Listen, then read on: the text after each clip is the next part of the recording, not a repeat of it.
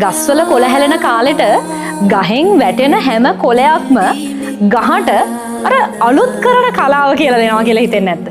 අර වැටිච්ච කොළ ටික වැටිලා ගිහිල්ලා පොළවට පස් වෙලා ආයි ලස්සන දළු දානවා ගස්වල. ආයි ලස්සන මල් පිපෙනවා. කොළේ හැලුණා කියලා ජීවේ නැති වෙලා නැහැ. ආපහු ජීවේ ඇති වෙනවා. හැලුණු කොළනොත් ගහට හම්බෙන්නේ පෝෂණයක්. හරියටත් අර අපේ ජීවිතේ වැටිච්ච තැන් ටික කියන්නේ අර ගහේ වැටිච්ච කොළ ටික වගේ. ගහටම අන්තිමට පෝෂණයක් වුණා වගේ ඔයාගේ ජීවිතේත් වැඩන තැන් ටික ඔයාගේ ජීවිතේට පෝෂණයක් වෙනවා. ඔයාගේ ජීවිතේට මාර හයියක් වෙනවා. ඔයාගේ ජීවිතේ ලොකු පන්නරයක් ඇති කරනවා. ඒ නිසා කොළ හැලෙන කාලවලට සාප කරන්න එපා. මොකද කොළ හැලුණොත් තමයි ආයි අලුත් ලස්සන කොළවල සුන්දරත්වය අපිට විඳින්න වෙන්නේ. ප්‍රශ්න වුණොත් තමයි අලුත් ලස්සන ජීවිතයක් ගැන අපිට බලාපොරොත්තු එකතු වෙන්නේ.